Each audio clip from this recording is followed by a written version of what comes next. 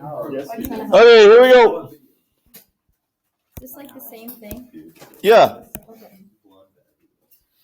Same thing, just if we have just a fraction involved with all kinds of stuff.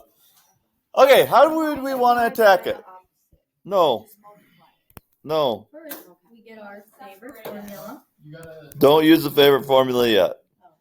I feel like my sound. Change everything into sines and cosines. So 1 plus sine of x times what? Cosine of x over sine of x times what? Over? No, you switch it. 1 over cosine. Okay. So, is there any canceling I can do? Yeah, you cancel sine. Cancel the sines and the cosine. Can I cancel this cosine, 1 over cosine with this 1 over cosine? No, why can't I? Because there's addition in the top. It'd have to be factored out or something like that to cancel. Now, some of you said cancel the cosine up here with the cosine up here. And the sine and the sine. So is the top, what does the top become? 1 plus 1. Wrong. 2. There you go.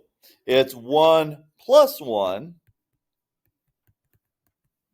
over 1 over cosine of x, which is 2. Now, what do you do because this is a complex fraction? You multiply by the denominator of the denominator. So we're going to multiply the cosine and the cosine. Cosine and cosine cancel. So it's 2 cosine of x. Easy peasy lemon squeezy, right? Yeah. All right. So let's write sine squared of x in terms of cosine squared of x. We've already done this multiple times, so you should be able to do this. How do we write sine squared of x in terms of cosine squared of x? Sine squared, not square root. Sine squared of x plus cosine squared of x equals 1. Minus cosine squared of x from each side. Now you have written sine squared of x in terms of cosine squared of x. Correct? That's easy.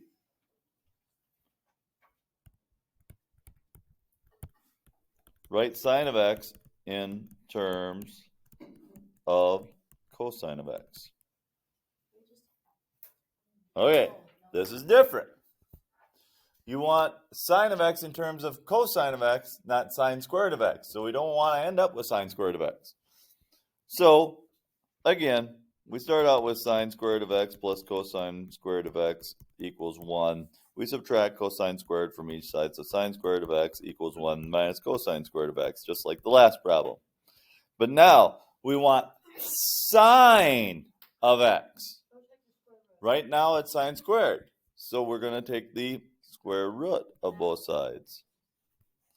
So the sine of x is equal to positive or negative, because when you're in an equation and you take the square root, it's either positive or negative, 1 minus cosine squared of x. Now, you could say, well, shouldn't this just be 1 minus cosine of x, because the square root of 1 is 1 and the square root of cosine is cosine. But you can't do that because there's a minus sign in the middle of it.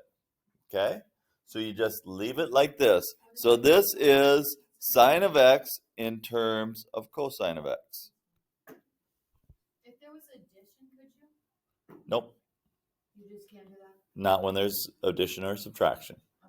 Okay. But if it's multiplication, you sure can. Okay. Okay? That's what we're doing today. Thank you. So again, on page 165, we're doing 15 through 18 all.